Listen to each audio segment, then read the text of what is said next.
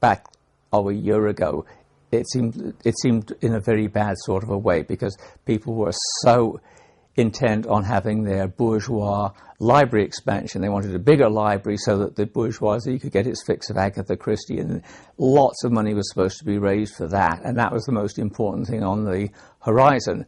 And meanwhile, there are homeless people who were living in tiny cabins. Where's the housing? There's no affordable housing on this island. I mean, I wouldn't be here if the school closed. It would be a sad thing, and I think it'd be a death knell for the community. This has been a center for the community. It's a community school. So as this problem gets worse and worse, and there, costs keep going up and housing continues to decrease, it changes the fabric of the community, and we run the risk of losing that which we all came here for. If the trend continues, this island will just be a little summer camp for wealthy people.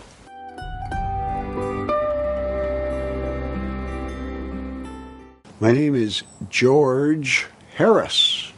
I'm the director of the Gulf Islands Film School. When I moved here 30 years ago, I was just amazed at how open my neighbors were to welcoming me.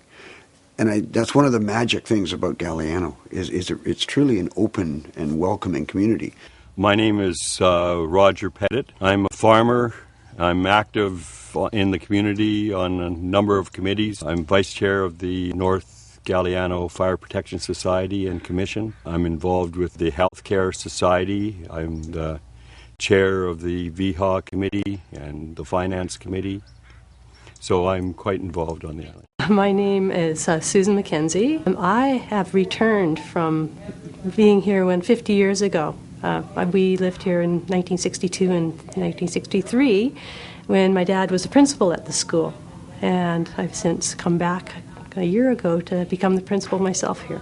My name's Andrew Loveridge. I've lived here since 1979. I lived in this place since 1987. I grew up in Ontario, and I felt the urge to move westwards, so I kept moving westwards and westwards and westwards. Eventually I reached Vancouver, and living in Vancouver I came to like the Gulf Islands while visiting.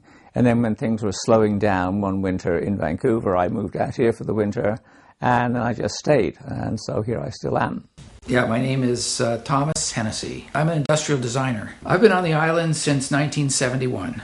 So that looks like 40 years. I immigrated. I started living on Galiano in a caretaking position. I rented a house on the water in Montague Harbor for $20 a month, and I had to mow the grass, which lasted for about 3 years. And then we saved every penny. We spent $5 a week was our budget for groceries, and we saved everything else. And 3 years later, we bought a piece of land. When land was cheap, it was $1,000 an acre approximately at that time.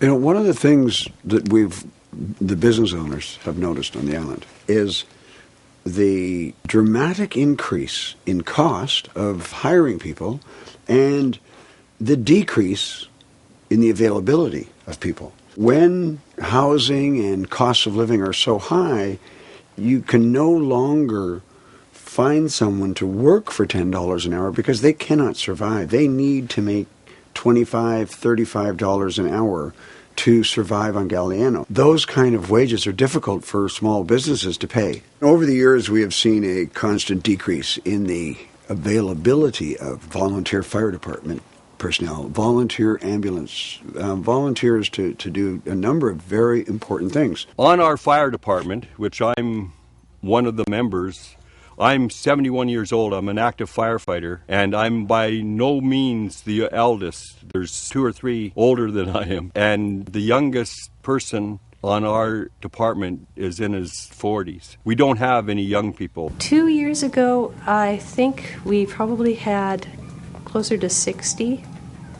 This year we're approximately 47. I think what may be deterring some of the younger families and youth from staying or returning to the family the island is not just maybe lack of work. It's because there isn't a daycare for children, after school and before school care, and a lot of the other kind of amenities that they would like to have, the recreation centers and things like that. It's almost impossible now for anybody to just do what I did, to come here and start a life. It's just too expensive.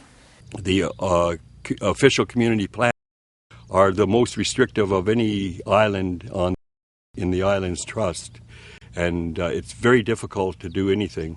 As a result, we have very little amenities compared to islands like Salt Spring or even Main Island, which is a smaller island than Galiano.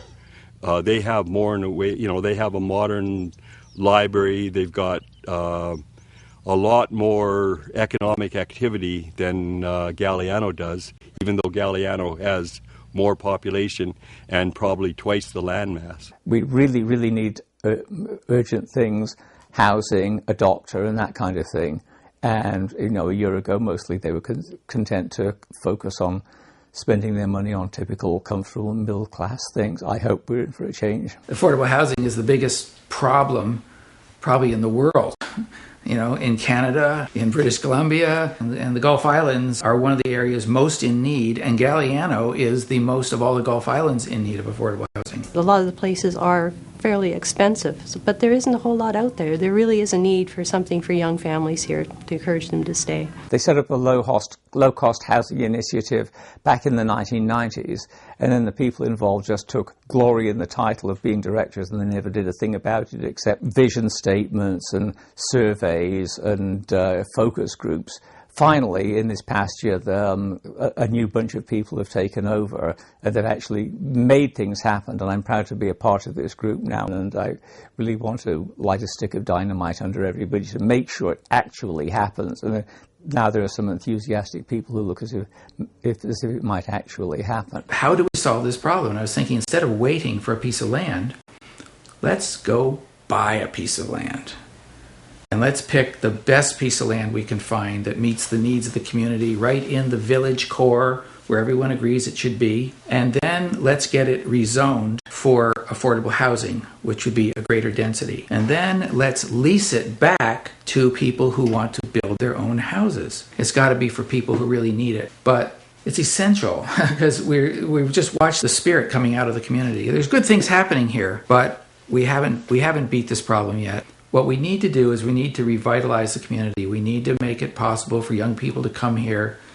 And once we've got young people living here, then it would be easier to revivify the community. As a good friend of mine just said the other day, it's not that we're just helping young people, we're helping the whole community. By addressing the housing, we will address so many other issues on Galiano. I would like to see it really have that opportunity for families to stay here and our school to grow. If they don't have to buy expensive land, they can have a better life. They can work less hours. They have more time for their family, for art, for culture, for life.